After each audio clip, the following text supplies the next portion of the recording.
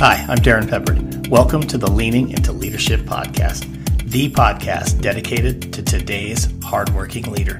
Join me every Sunday for leadership insight, inspiration, and a little pep talk to keep you rolling down your road to awesome. Hey everybody, welcome into episode 129 of the Leaning into Leadership Podcast. This week I've got something special for you. So we're in March, and this is the time of year that if you're looking for another gig, if you're looking to take the leap to the next position, if you are an aspiring leader, even if you're an aspiring teacher, you're preparing to sit down in the hot seat and take on that interview. But what are the things that you should really focus on doing? And for that matter, what are the things you should absolutely avoid when you're the one sitting in the hot seat? Well, in this particular episode, that's exactly what we're going to talk about. I worked together with my buddy Brian Miller from the Schurtz Ties Podcast, and he and I together collaborated on this episode that we're actually releasing the exact same audio on both platforms. So that's the Schurtz Ties Podcast, folks. It is linked in the show notes. If you haven't checked it out, you really should. But Brian and I sat down and talked about those do's and don'ts, the things that we have experienced as the interviewers, and some things to be mindful of for interviewees. This is a really great episode. It's actually a lot of fun. We thought it was going to go maybe 20 minutes. It ended up going a lot longer than that. But Brian and I had so much fun talking this through. Actually, we share a few really funny stories from interviews that we have sat in on. That's primarily in the what not to do section of this podcast. But honestly, again, it's a lot of fun, and I think it's an episode you'll really enjoy. And I think there's a ton of value here for anybody who's potentially heading into an interview or is going to be sitting around that table as one of the interview team members as you're looking to hire going forward. You're going to love this episode, folks. Can't wait for you to check it out, and you're going to get it all right on the other side of this. Are you a school or district leader looking to unlock the full potential of your team? Do you dream of a cohesive, empowered staff, all marching to the same beat? Well, then look no further. Introducing the ultimate solutions. High-performance leadership teams from Road to Awesome. Our 2-day leadership retreat designed exclusively for school and district leaders like you. And picture this, a tranquil setting, away from the hustle and bustle, away from the email, away from the phone calls and the constant interruptions. Over the course of 2 transformative days, you and your fellow leaders strategize, collaborate, and align your visions. You dive deep into discussions, workshops, and team-building activities, all geared towards one common goal: unleashing the collective power of your leadership team. But this isn't just any retreat. It's a dynamic, hands-on experience crafted by experts in education and leadership development. You'll walk away with practical tools, actionable strategies, and a renewed sense of purpose to tackle any challenge that comes your way. Imagine the impact of having your entire leadership team on the same page, working effectively and efficiently towards a shared vision. With our retreat, that dream becomes a reality. So if you're ready to revolutionize your leadership approach, inspire your team, and drive real results in your school, don't miss out on this opportunity. Reach out now to start planning your 2-day leadership retreat and take the first steps towards transforming your school for the better. Visit roadtoawesome.net or email me at darrin@roadtoawesome.net to set up a free consultation and launch your team into a successful year. Your journey towards exceptional leadership, your journey on the road to awesome, starts right here. This podcast is a proud member of the Teach Better Podcast Network. Better today, better tomorrow, and the podcast to get you there. Explore more podcasts at www.teachbetterpodcastnetwork.com. Now let's get on to the episode. Hey, welcome to Schurtz Ties, a podcast about education and culture. We're going to do things a little bit different today. Mr. Schurtz is at a conference and out of town, so we have Mr. Darrin Peppard from Road to Awesome with us. Good morning, Darrin. Hey, good morning. Good morning. How you doing, buddy? Hey, buddy, I'm doing really well. I'm excited to kick off this collaborative episode of both Schurtz Ties and the Leaning into Leadership podcast. Certainly a lot of fun. I've got my coffee. This time change. I don't know, Brian. I don't know if Montana is still, in that same category like Nebraska, where we still do this stupid time change. But dude, it's kicking my butt. So I've got a cup of coffee. I'm ready to record, man. This is going to be great. Good. On Sunday morning, we had a good kind of conversation with my kiddos because none of us remembered that it was a time change, except that your phone does it automatically, right? And so then your other clocks throughout the house, they're off a little bit. And my wife and I were laughing that the good old days when on a Sunday morning of time change, you'd go to church or something and you'd see maybe one or two cars in the parking lot and you'd realize you're like me, you forgot to change your clock. Right. So nobody has it anymore because our phones do it for us. But I'm tanked. And I saw you did a conversation with some buddies on March Madness and the craziness of March in education. So we're exhausted, but we're super excited. Definitely. All right. So you and I have been chatting, and March is also a season of interviews. A lot of people kind of either in their district moving around or trying to move to a different district or even try and move up in their district, whatever the case may be. It's interview time. And do you remember last time you and I tried to record? Do you remember how much chaos we experienced? We really did. Yeah. I hope you didn't just jinx us by bringing that up. I know. We really did. I can only anticipate that this can be more smooth. But so you and I have been chatting, and I thought, let's get together and let's just kind of share some experiences of either being in the interview chair, right, and kind of having to go through a lot of different people throughout the day and through the years, but then also being in the interview chair, being interviewed, and trying to sell ourselves and trying to sell that we're quality and that we are the ones that you want to hire. So we chatted about, let's maybe go over a few pitfalls of, hey, just avoid these really quick. I don't want to spend too much time on that, but just avoid these simple little things. And then maybe a handful of, when you walk into an interview, have this at the forefront, have this written down.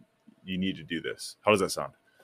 Yeah, I think that's perfect. As you and I were talking last night about, kind of getting prepared for this episode, it did, I guess, take me back a little bit, with the number of years that I spent as, an AP, a principal, superintendent. I certainly did a lot of interviews, and certainly I've had my fair share of time sitting in the hot seat as well.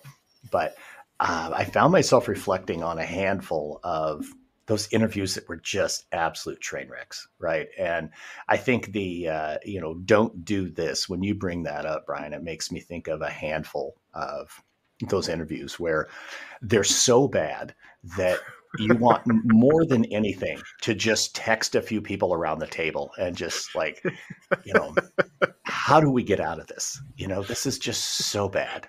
Can I start over? Yeah, exactly. Yeah. Right. You almost. Can you give me one example of a moment that when you think of old interviews that you're like, oh, this moment was so embarrassing? Yes. So I recall it was a teacher interview. I don't remember the position we were hiring for, but I know it was a teacher position. And I know that I want to say it was math. It could have been an English position, but we were going to be having this person co-teach. And so I had my special ed department head as part of the interview team. And it's her reaction that I remember so vividly. The interview was poor. Just, one of those interviews that you're sitting in and boy, you just know about 5 minutes in, there's just no chance that this is going to be a match.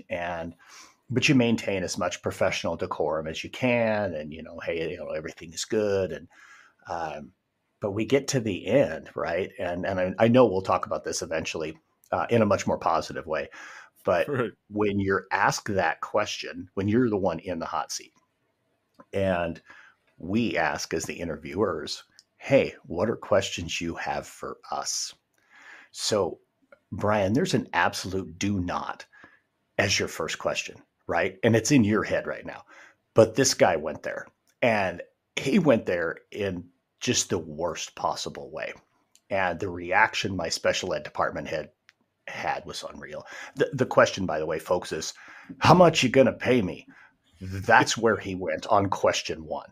And her reaction was just like, I got to grab a pen. Her pen was in her hand, and it just was. She slams her pen down and sits back in her chair, and it's like, okay, well, there you go, sir. There's our answer. It was brutal, and it just, on reflection, this is probably, I don't know, 10 or 12 years ago. It's funny, but man, there are things you can do in an interview to set yourself apart in positive ways. And that's what we're going to focus on today. But boy, there are some things you can do to set yourself apart, not in a positive light. And that's definitely one of those. Don't ask right away, how much are you going to pay me? Or even like the way you can I have it, 2 weeks off? Whatever. Yeah. I think obviously we all need to get paid. We all need to make our bills. So I think the question is a valid one. To your point, it's not your first question out of the gate, and it's how you ask it, right? So after you've kind of maybe asked 2 or 3 different questions, you might want to say, and how much does this position make hourly, or how much does it make a year, something like that? I'm assuming most people walking into an interview, you should know that, or you could know that, but to clarify it would be all right. Okay, what's another? I have 3, and they're real simple. But what's another pitfall that you think we should avoid? Man, let's do one of yours. Let's hear one of yours, and I'll come up with another one.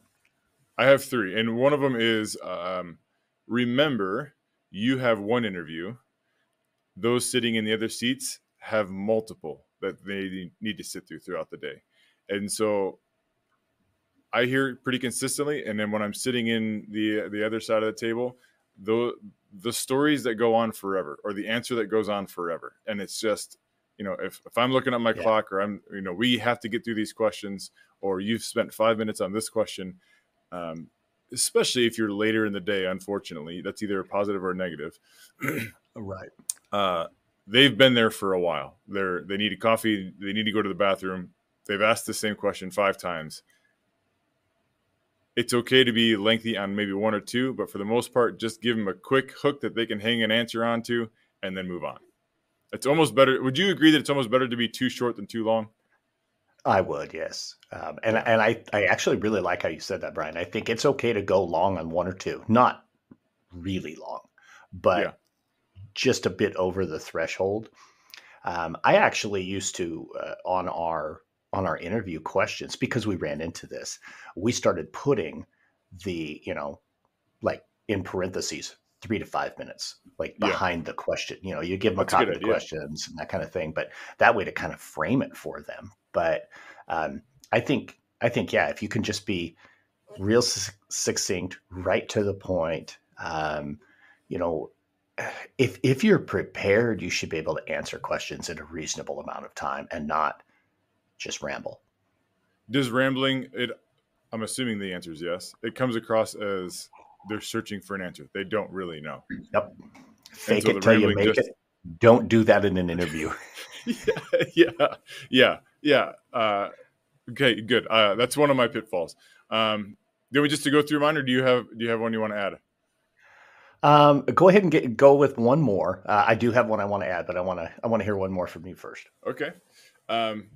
So I will talk about this as a positive, but every person going into an interview has weaknesses, right? And I think you can use that as a positive. And so I'm going to talk about that later.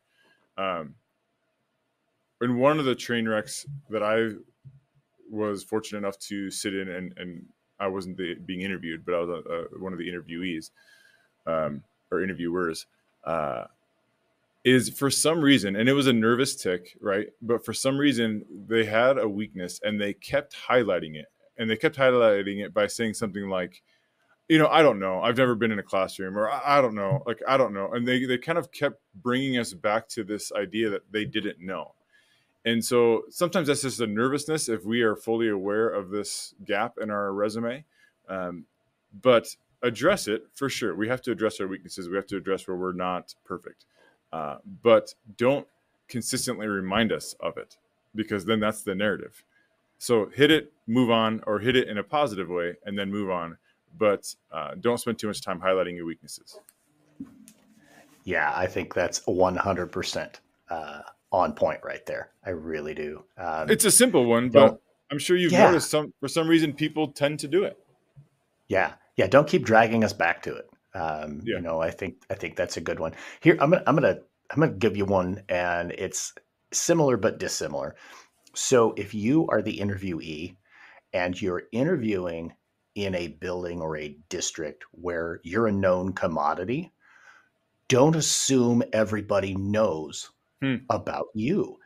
I've had a handful of folks who've interviewed for a variety of positions, and man, don't just assume everybody knows everything about you. You should still go in prepared to share about who you are, about some of the work that you've accomplished, your leadership opportunities, whatever it might be. I interviewed a handful of potential assistant principals, and honestly, some other positions when I was a superintendent, where they were people from within our own district or within our own building, and they came to the table just honestly without the I want to sell myself to you, because I really believe they just figured, well, everybody knows who I am, so I don't have to tell them those things.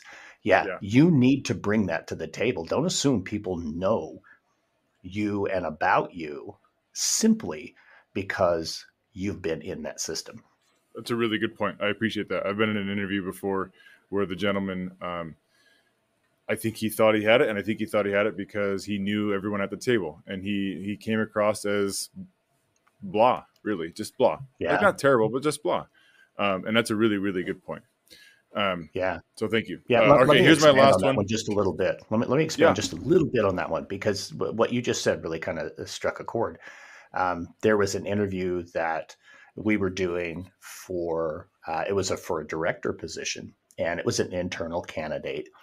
And I mean, this was somebody who'd worked in the system for a while, and I think we were on the fence as to whether or not that could be the person. But they not only came to the table with just this assumption everybody knows who I am, but completely without a plan. If you're an internal candidate, you know what's good and what isn't good. You should come to the table with a plan. You should come in with, man, this is where we're going to go, and this is how I'm going to get us there. And man, you said blah. Holy cow, that's what happened here. This guy came completely blah, and later wanted to ask me, why didn't I get the job? I'm like, dude, you came to the table with nothing. Yeah. And don't assume the work that you've done is enough to get you the position. You got to go earn it. Yeah, in some ways, because you're in the district in a known commodity, there's a higher expectation that you can speak more directly to the vision, 100%. More directly to where we're going and what you want to do, and not a pass. That's a good point. Thank you for that. Yeah. Okay, here's my last one. Don't speak negatively about other schools, principals, jobs, etc. It doesn't land well. Yeah. Like, you can address them, and I think if you do it in a protective way, like, you can even kind of acknowledge it was, I didn't have a good experience here. We're all human, and I think as educators, we all know that there are difficulties. You can address them, but when you talk down upon or in a negative fashion, I think it never lands well. Would you agree? Oh, 100%. Man, I've sat in a handful of those interviews where, the candidate is just bagging on something. Maybe it's their previous administrator, or and we're going to talk about this, I'm certain, going forward here in the episode, but they've done their homework, but now they want to tell us why it's wrong.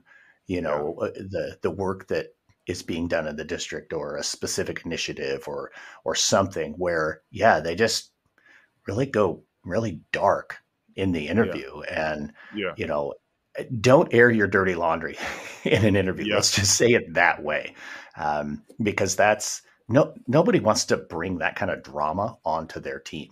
Yeah. Nobody wants to invite that. So when you do that, that's a surefire, I won't get the job tactic in an interview. If you're airing your laundry to a bunch of strangers, when you're trying to put your best foot forward, what are you going to do when you're in my building and you know everybody and you're around the water cooler? 100%. Yeah. Yeah. You are correct, man. Yeah. All right. I think it's incredible that some of the things that people do in interviews and when you've sat in a bunch of them, like you and I have done, you're just like, you got to be kidding me. So I think don't a lot do that. Of it is it's a nervousness, right? Like, right. People get nervous. And when you're nervous, you kind of either speak before you think, or you kind of wander down these roads that weren't really prepared for, which actually, Darrin, you saying that kind of leads me into my kind of number one to do. And so if you're okay, let's shift into like, here's some to-dos. And it seems incredibly simple. But I have interviewed 4 positions. My wife at one point said, you're just addicted to interviews, because it seemed like every couple of years, I'm interviewing for a new position. But it wasn't until later that I realized what is most helpful is to truly spend some time. You said preparation earlier, not preparation for the job necessarily, although that's important. Do some research on the job, on the school, on the district. Sure. But really spend some time thinking about, what story do I want to tell about myself? Overarching story. If I walk in and I'm going to say, this is Brian Miller, what do I want that to be? And so really coming up with 3 or 4 of your favorite stories and they can be job related. They don't have to be job related, about you that is interacting with kids or solving a difficult problem, whatever it might be. And you write them down. And you're doing almost research on yourself. Even if you ask a friend or a colleague or an old boss, hey, when we worked together, what's a story that stuck out to you about me?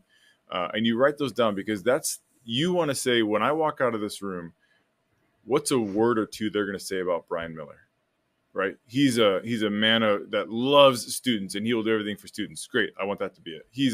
He thinks integrity is the most important. Okay, what are 3 or 4 stories that are going to highlight my integrity? Whatever it is that you want them to say, come up with some stories and write them down, so that when you sit down, be it not all positions, but some positions give you the answers or the questions prior, or even when you sit down and now you're really, really nervous, and now you have 3 or 4 anchors that you can kind of go to. I wanted to talk about that story. I wanted to talk about that moment with that student. I wanted to talk about that engagement with that parent. And now you have those anchors to go to. What do you think?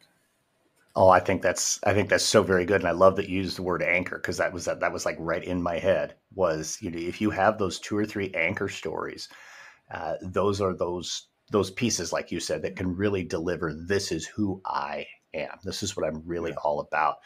Because so many of those interview questions are going to be pretty similar. Yeah. You'll every now and again, somebody will do something unique, which is kind of fun and kind of cool, but you want something that's going to help you stand out. And I would just expand on it just a shade with this. Don't tell that story for the first time at the table. Yeah. Tell your windshield like 100 times. Rehearse that story. Don't come in sounding canned. That's not what I mean.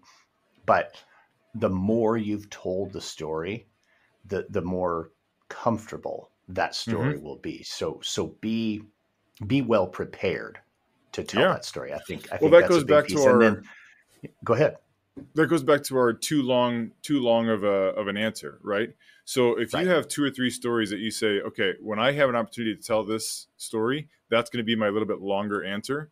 But to your point of share it to the windshield, you can really condense a story, and it's still a minute or 2 long, and it's a fantastic story. You can have a fantastic story that goes 5 minutes, and now you've lost me. So if you share it over and over and over again to your windshield, you've really kind of finalized it into a good draft. Keep going. Sorry. Right. Yeah, no, that's perfect. That's great. That's great to expand on that. I mean, that's like public speaker 101. Tell great stories, but tell them in a very succinct manner. And boy, when you rehearse it, when you've gone through it, when you've got a lot of reps telling that story, it's just going to be great. The last thing I'll add on that, and then I'll throw one of my own in here, would be, if you don't get to tell that story, when they get to what questions do you have for us, or is there something you wish we would have asked? That's where you get that in there. Find a way, especially if it's like your number one anchor story and it has not come up, find a way to put it in there, because that, again, like you said, Brian, what do you want them to remember about you? What are those couple of words that you want them to remember? Don't leave your anchor story in the bag. Make sure that it comes out. You want to make sure you get that out. And you can even say it, right? Like, I want to tell you this story because I feel like it highlights who I am, and I want you to know who I am. Absolutely. Right. I love that. Let me tell you this story. Don't be afraid. Don't be bashful to say, hey, I really want to tell you this story. I think it's important, and it'll tell you who I am. I love that so very much. So I want to go here. I think whether you're interviewing for a leadership role, maybe you're interviewing for your first teacher role, or a new role as a teacher, department head, something, really highlight and find ways to bring out those leadership opportunities that you've had.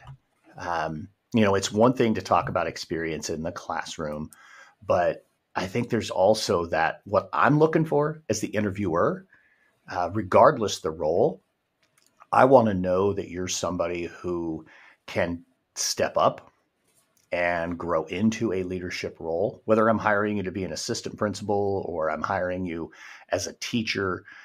For me, I was always looking for leaders.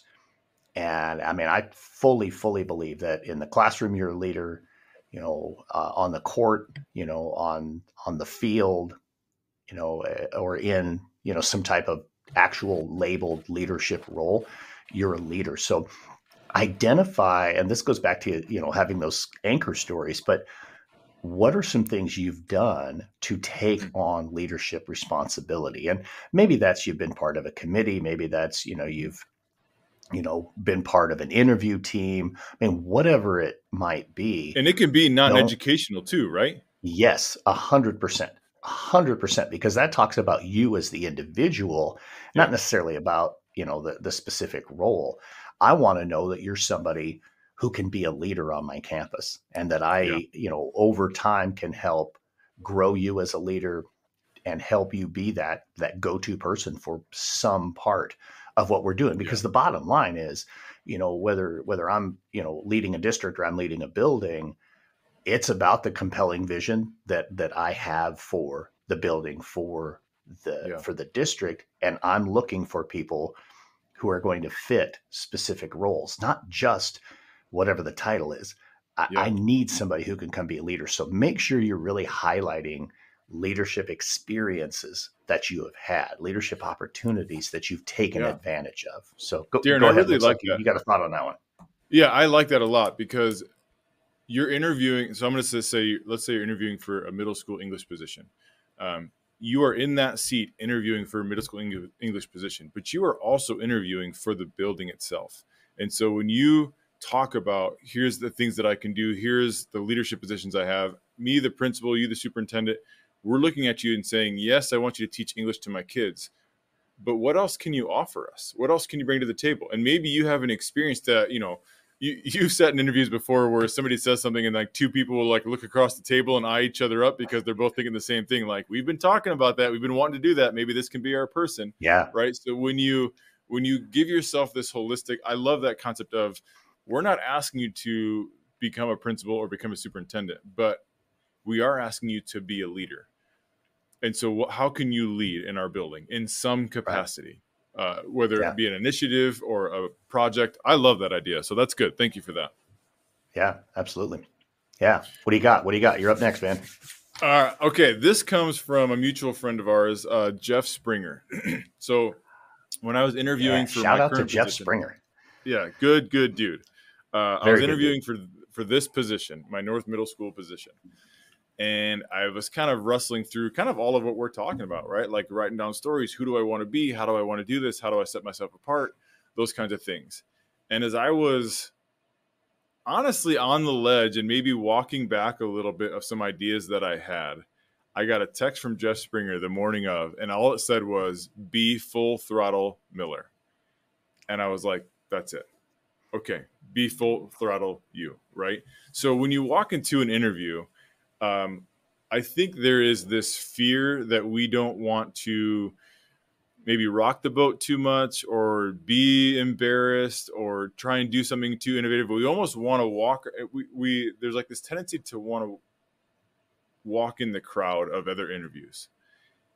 And when I got that text from Jeff Springer, be full throttle you, I had an idea that I was about ready to cancel. And then I was like, nope, I'm going to do it. And that was, I played a walk-up song. I had 2 different rooms, one filled with district leaders, one filled with community leaders for my building. And I played Huey Lewis' Power of Love as I walked into the room, just blasting it from this speaker. And I used it throughout the interview of like, I play music in the morning when I'm outside greeting kids. Anytime I start, like music is a big part of who I am as a leader. And so I used it throughout to kind of tell my story, but it was full throttle me. I'm going to do it differently. This is who I am. I have this statement. Tell me if you think about it. There are worse things than not getting the job. And one of them is get the job that you aren't ready for because they hired what you interviewed, how you interviewed, but not who you are. Right? Yeah. You can get the job and it be miserable. So just walk in, be you, be full throttle you. If they love you, they'll take you. If they don't love you, then you weren't a good fit and you wouldn't want to be there anyways. What do you think? Well, I agree with that 100%. I think too often, I like how you said that in there. Way too often, people will come in and just try to fit in the box that is the interview, right? Yeah. And the interesting thing is, if you're doing the process correct as the leader, putting your interview team together, you should be talking about it. Like you kind of talked about that, the people looking across the table at each other. Yeah. You should be talking about what are we really looking for? And I mean, sure, there's a lot of, simple little things you can put in the box, but nobody's looking for somebody in the box, Yeah. And the other thing I love about what you said there, Brian, is you're being authentic and you're being real.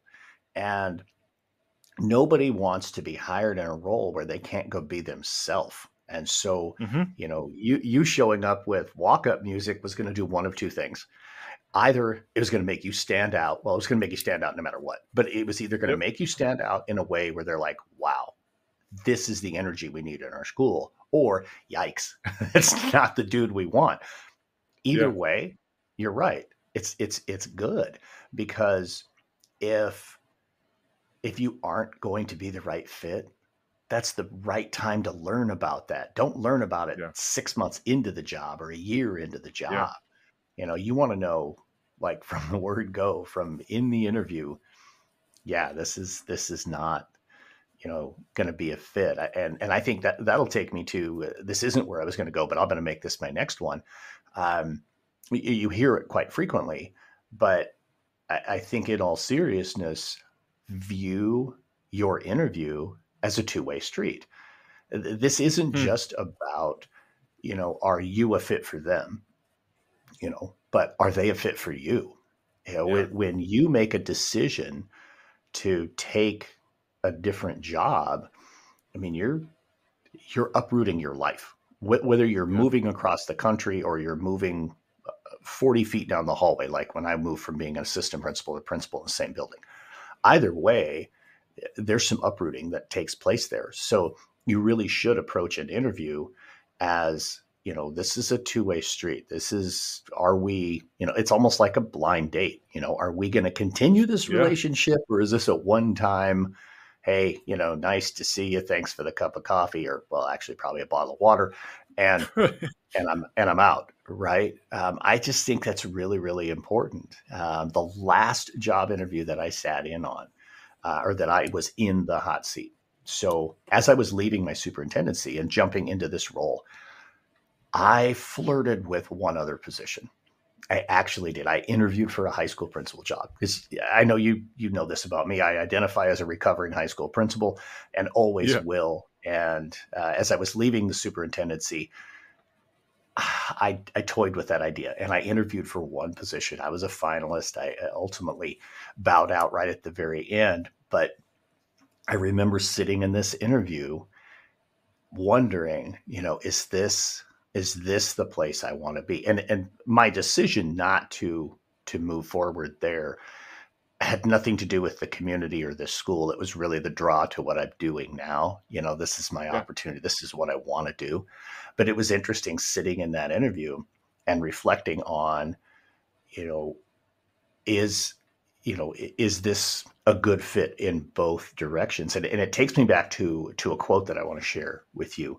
When I was second year, I think, assistant principal, my alma mater, the high school that I had graduated from, the gentleman who was the principal there at the time, actually started his teaching career with my mom as a paraprofessional in his room. Wow. I had known him since I was a little kid.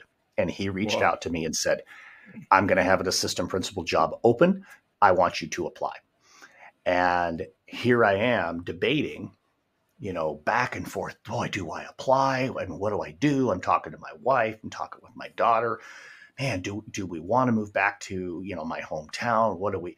And a principal in the district where I worked, I sat down and asked him a couple of questions. And he said, Darrin, this is real simple. Stop overthinking this.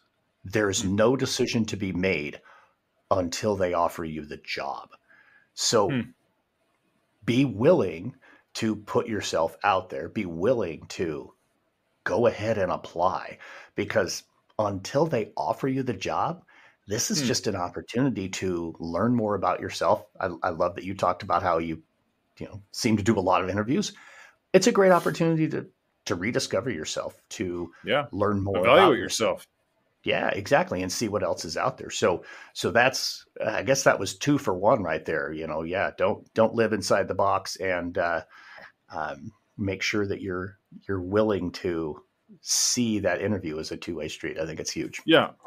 I want to talk about that for just a second, because I really appreciate that two-way street. Because what it made me think of is nobody wants to date the guy or the gal that is trying way too hard, right? Like if you are just overwhelmingly saying these very cliche whatever things, and all the flowers over and over again, like we like to be courted, but you're like, okay, holy cow, you're trying way too hard. This is not the real you. And so I think in some ways that when you walk in trying too hard, that's a put off. But when you kind of walk in with a confidence of, not an arrogance, but a confidence of almost like, I'm interviewing you too. Like, you guys need to put your best foot forward, because if you are not wowing me, I have a job, or I'll go someplace else, right? Like, you don't want to walk in with this arrogance. But I think when you walk in with a confidence of, I'm in control too, I have the ability to say no, that kind of relaxes you a little bit. And I think it makes you more attractive. Yeah. Yeah. No, it makes me think, right now I'm a huge NFL football fan, and right now we're kind of in the heart of free agency. It's just opening up, and, some of those top players that are out there, they're not just looking for top dollar. They're also looking for, hey, does this team give me the best opportunity to win, or the best opportunity to be a starter, or whatever, right? So look at yourself, what you're saying, look at yourself as, hey, I'm a top free agent. But if I go in like, oh my God, I just desperately need a job, you sense that when we're sitting in the other chairs, we sense that, right? And it's a little off-putting. Yeah, it's off-putting. Yep. Okay, I have one more. Okay. And then but you can share as many as you want, but I just kind of highlighted 3. Go for it.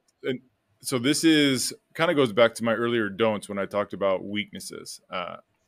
I have a phrase in my life and that I use in presentations or just throughout life, which is be a llama. And so I love this concept of being a llama. And what I mean by that in an interview is, when you walk into an interview, you're going to have gaps. You're going to have weaknesses. Hiding them doesn't work. Presenting yourself as perfect doesn't work, because we know you have skeletons. We know you have failures. We know you have things you got to work on. To me, a llama looks in the mirror and recognizes that it has nothing about it that is intimidating, scary, or anything. It's a goofy looking thing. It doesn't have a roar. It doesn't have claws. It doesn't have teeth. Yet llamas are put in charge of protecting flocks, not bears, not lions, right? Llamas protect against wolves, foxes, whatever. So there's this idea that you walk in. Here's where I am not great. Here's where I have to learn. Here's the gap in my resume. But then you can quickly turn that into, however, here's what I'm great at. And I think that there's this awkwardness that we don't want to talk about ourselves. We don't want to praise ourselves, but that's exactly what you have to do in an interview, is you have to highlight who you are. If you just rest in, here's why I'm awesome, that's not great. But if you rest in or push more for, here's where I'm awesome, or here's my strengths, and here's my gifts and talents, and here's how I've used them to bless my school, to bless my students, to bless my classrooms. That's attractive. People like that. And that's what they want to hear. They want to hear your gifts. They want to hear your talents. They want to hear you say, you know what, in my resume, you might see that there's a gap of experience. But I found, and then you kind of fill it in a little bit with stories or with experiences that are like it, right? You can speak to them. You can address them. But really, it's okay to also just say, I'm a freaking badass. Let me tell you how I'm a badass. And let me tell you why I use my badassness to love on kids, to love my community, and to love my school. Yeah. No, I think that's 100%. You need to own who you are. I mean, just like playing walk-up music, man, own who you are, be your best authentic self. I think those things are huge. I've got a few, but I'm going to condense them down. So one thing that you just talked about that kind of sparked another thought in my head, when you have the opportunity to ask about the kids in the school, do it. You know, genuinely be interested in the kids in my school. I want to know that you are interested in our kids. You know, that to me just speaks volumes. At times I've had kids sit on interview teams. I think that's a real valuable tool depending on the age of your kids. Obviously I was a high school principal, so having, you know, a junior or a senior or something like that sit on an interview team is a little bit easier than maybe having an elementary school kid.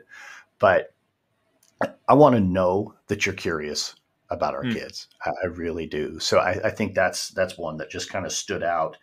I like that. As you were talking, you know, just be curious about us. I think the more you can be curious in the interview, the better. I mean, what Brian is saying about you got to own yourself, do that. But I would add, be curious about the school. Do your homework, obviously. You know, we can tell when you haven't done your homework. That goes back to your previous point too, of this is a two-way interview, right? Like, so show that by being curious about the students, about the staff, about the school. Ask good questions about the community. Yeah, I love that. Right. Yeah. Ask about our vision. Where do we see our school going? You know, what are we trying to accomplish? Right. I would tell you also, if you're not well versed in educational trends, you're setting yourself back. No, you don't need to know them all. You don't need to go study 500 different things, but you should at least have a little bit of an idea of some of the trends in education. You know, what are some things that are currently happening right now? You know, whether that's, and what are you doing about it? Exactly. Right. Yeah. And what are some things, that you've done in your classroom, in your assistant principal role, whatever it might be, you know, whether that's on, I don't know, standards-based grading or project-based learning or whatever. Right. I mean, there's 100 different things. AI. Right. Yeah. I mean, what are you doing and how have you helped to work on that? I would tell you just some things I look for when people are sitting in that hot seat. I want to know that you're a good communicator and find a way to highlight that for me. Let me know how you communicate with people, whether that's communicating with parents, with your peers, with, you know, your immediate supervisor. I want to know what type of communicator you are. And some of the things that we've talked about through the course of this episode, like being succinct, you know, sharing the stories about yourself that are impactful, owning who you are. Those things are critical for me to know what kind of communicator you really are. Yeah. The other thing too is, find a way to let me know that you're a problem solver. I talk about this all the time when I'm speaking, but you can show up as a thermometer or you can show up as a thermostat. Thermometers they just tell you the temperature. They don't do anything to solve it. Thermostats see the problem, own the problem, fix the problem. So I want people on my team who I don't have to do everything for them.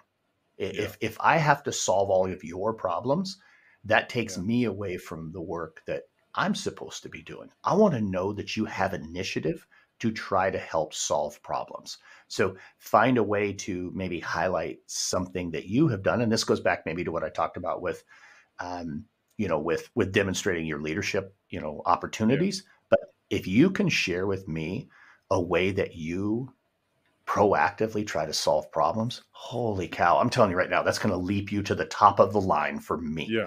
Because I don't want to have to carry your water. I want you to do that. That's why I'm hiring you. Yeah, I really appreciate that. Nobody wants a thermometer in their building that comes in. You have a couple in your mind, don't you? You just I can tell by the look on your face, and people who are listening are like, oh, I know who the thermometers are in my building. I just want you to know, and that's all. They just tell me. Thank you for letting me know that the building's on fire. Appreciate it. Yeah, no kidding. Do you have a bucket of water somewhere? Because I exactly. Yeah. Okay, I want to give one last thing that you've one last idea maybe.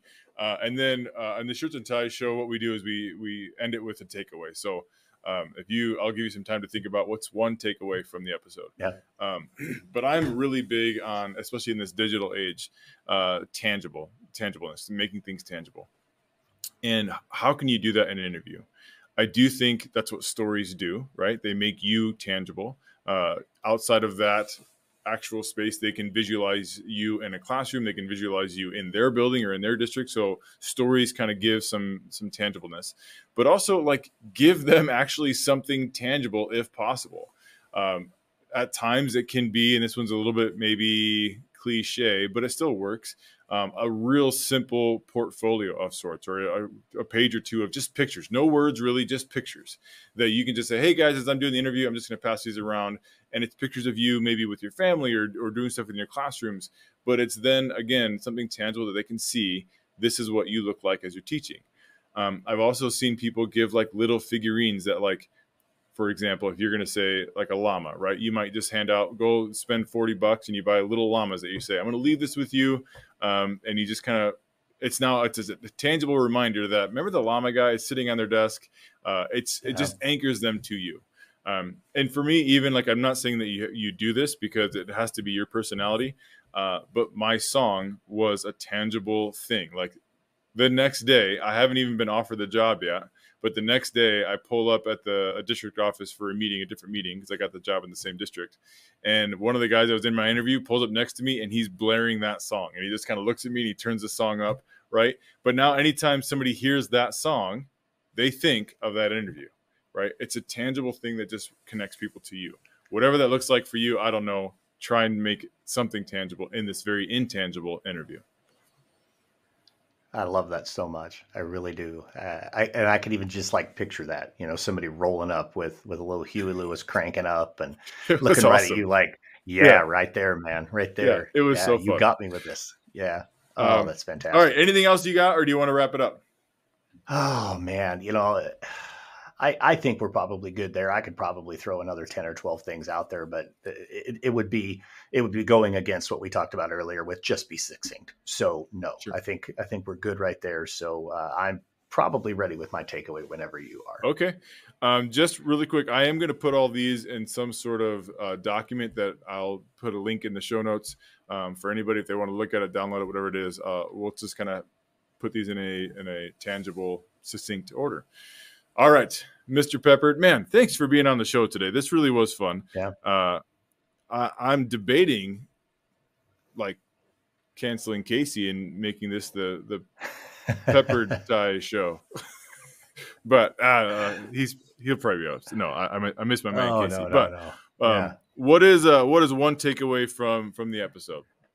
Man, honestly, there's a lot of episode takeaways here, without question. But first and foremost, I will say this: what you and Casey have created with Schurtz and Ties is awesome, and this has been really a lot of fun. These collaborative episodes that drop on both platforms really are a lot of fun, and it's a unique way to really kind of cross our two audiences, so people have an opportunity. So if you're listening to this on the Leaning Into Leadership platform, make sure that you start listening to Schurtz and Ties. If you're listening on Schurtz and Ties, I would just ask, hey, pop over to Leaning Into Leadership, check out a few of our episodes as well, and just add that to your podcast repertoire. But not just Leaning Into Leadership. Check out Darrin Peppard, Road to Awesome. There's a ton of resources there, a ton of good stuff there. You will not be disappointed. So good plug. Yeah, I appreciate that. Thank you. There you go. Yeah. Shameless plug. Okay. So my takeaway from this episode, man, here's the thing. If you are getting ready to sit in the hot seat, it can be intimidating. There's a lot of things that go into being prepared to be in that seat, but be prepared to be in that seat. That will make such a difference. It comes across as very authentic when you're prepared. You come across as very organized. You come across as a communicator. You come across as a problem solver, and you come across as somebody who potentially could be a great fit for the role that you're interviewing for. So the more prepared you are, the more authentic you're going to be. Brian, you talked a lot about just being your best authentic self. You can't do that if you're not prepared. So that would be my big takeaway is there's a lot of stuff to do to get prepared. I'll tell this really quick story. When I interviewed for my principal role, folks, had been in that building already 5 years. I had plenty of time. I knew the interview was coming. I wrote down questions on note cards of what I thought the questions would be for that interview. And then I jotted like some bullet points of here's how I would talk about it. I rehearsed it. I talked to my windshield a lot. I put those questions in order. Folks, when I got to the interview, not only did I have the questions right, I had the order right. I mean, I crushed that interview. I walked out of that interview and looked at the next guy getting ready to go in and looked at him like, good luck. I crushed that.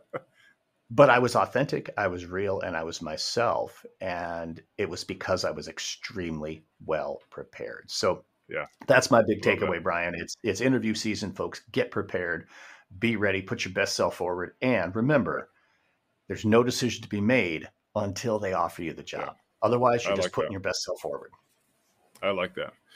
You mentioned a lot of things that really stuck out to me. You've mentioned the phrase "talk to the windshield." I'm going to steal that for sure. I love that concept. I do it all the time, but I'm going to steal the "talk to the windshield." That's so crucial to just so many things, right? Even just if you're just walking through the day that you had, talk to the windshield, and by the time you get home, hopefully you've worked it out or you've at least found some a better way to express it to your loved one, that it's not this 20-minute story. It's now 5 minutes. So I love that. Yeah. Well, and in this day and age with with CarPlay and hands-free talking, you don't even have to worry that you drive by somebody and they think you're talking to yourself. Even if you are talking to yourself, right? I mean, everybody's talking on their phone when they're driving. So now it just looks like you're everybody else. So talk to the windshield, man. It's great. I love that. But here's the one that here's my big takeaway for myself, but also for anyone listening who's curious about a job. You said your very first one was be the go-to person. I want to see that you're a go-to person. And you said something like they need to see what you can do outside the classroom. But here's also what is the true reality of these interviews. And I'll tell it through a story. When I first walked into this district, I interviewed for the high school position, and I did pretty good. Like I thought I did fine. I didn't get that position, but my interview set me up for a different position in this district. And so sometimes when you go in and you kill an interview or you answer questions, although you're applying for, let's say, the middle school English position, you are also potentially applying for a position that you're not aware of. If you kill it and you are your authentic self, they may say, you're not a fit for this job, but we need that guy, that gal in our district. How can we get them in our district? So in some ways, relieve the pressure too of, like you said, there is no decision until they offer you the job. Well, they may say, the phone call may come and say, hey, we're going to go a different route on this one. However, there's a position coming up. Or however, please consider us in the future. Like, I know that we can kind of hear that candidly, but at times that is a very real truth. You're interviewing for multiple jobs that aren't even listed yet when you interview for a position. Yeah. So no, I love that. That sparks more stories in my head and that kind of stuff, but I'm going to stay succinct and just leave it. Because as I look up, we're at like the 50-minute mark, so we were not succinct at all. Not at all. But hey, brother, it was really good to hang out with you this morning, and no glitches. Yeah. It's clean. Good. It's a clean episode. You got to love this, right? I love that. Thank you for joining us. Really appreciate your time. And yeah, go check out Road to Awesome, Darrin Peppard. He's the man. So, all right, brother. It's March. Have a great day.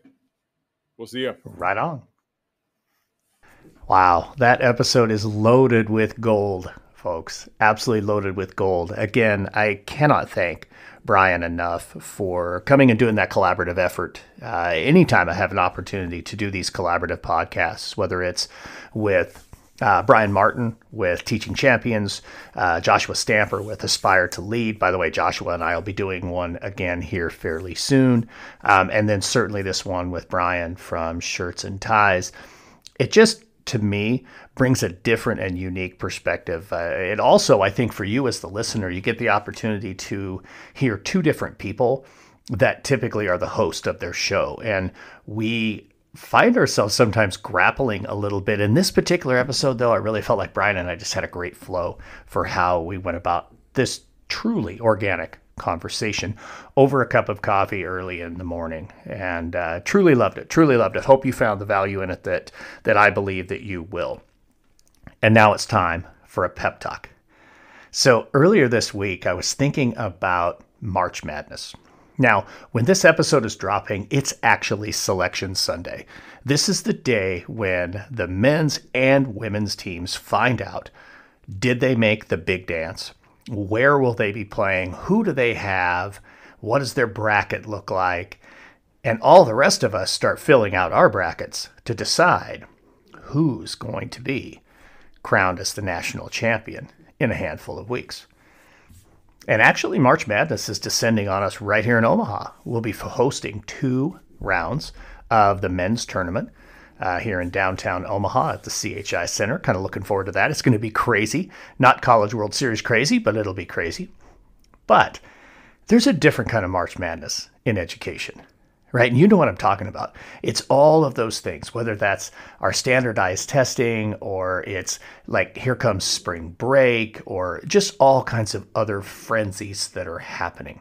You know, we've got hiring season, a budget season, and master scheduling season, and why we call everything a season, I don't know, but we do. In the pep talk today, I want to reflect a little bit on a blog post that I released earlier this week that is a principal's guide to March Madness. And in that particular blog post, I actually shared 13 tips. Initially, it was 12. I threw in a bonus one, but 13 different tips that leaders can lean into to help find your way through March Madness. And there's one in particular that I really want to stress, and then I'm going to throw a bonus in as well, just sticking with the theme. But the one I want to stress is actually the bonus from the blog post, and that's ramp up your visibility. You know, this time of year, your teachers really need to see you in the classroom. Your students really need to see you in the classroom. People need to see you in the hallways. Parents need to see you at the front door. There's so many things that can pull you in so many different directions right now, folks. Make it a priority to be visible. And that takes me to my bonus one, which actually was in the post as number 3, which is emphasize prioritizing. You know, we want our teachers to prioritize power standards, those ones that are really going to make a difference. If you're going to go hard at the last minute before we're doing standardized testing, go at standards that are really going to matter, right? Really focus on specific lessons, specific classroom management strategies. But you, as the building leader, really emphasize that prioritization, and do so by prioritizing your visibility. Folks, it truly makes a difference. When you're visible, everything about the school can move in a much, much cleaner, more comfortable, much more efficient and effective manner. All right, that's what I got for you. Thank you so much for joining me this week on Leaning Into Leadership. Get out there and have a road to awesome week. Thank you for listening to the Leaning Into Leadership podcast, brought to you by Road to Awesome. Don't forget, click subscribe, give a review, and share this with somebody who might also enjoy leaning into leadership.